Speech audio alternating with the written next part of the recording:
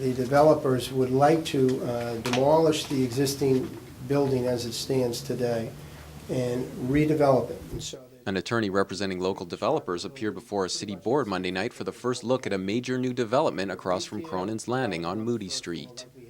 and then add residential units above.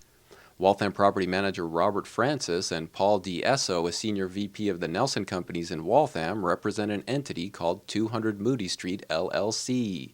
They plan to demolish the buildings at 200 to 226 Moody Street and build a 30,000 square foot, 4-story mixed-use development in their place.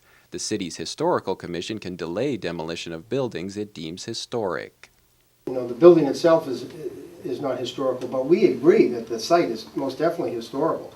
So that we've gone out and, you know, researched around the city to try to kind of take from pieces of the city to put together a building that is going to reflect the city. Richard Griffin of Waltham-based Scott Griffin Architects designed the building.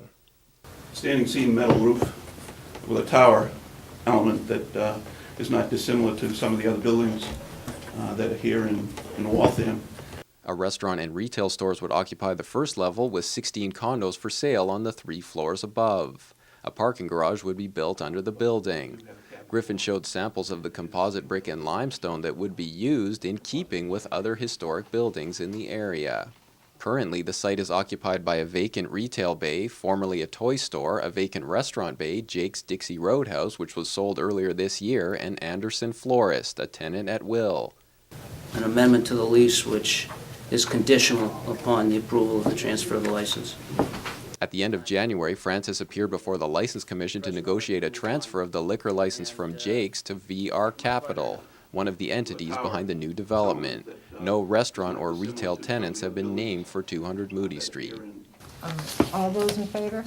Aye. After some discussion, the Historical Commission determined that the existing buildings were not historic, but that the site was. Once their development prospectus is complete, the developers will appear again before the Commission.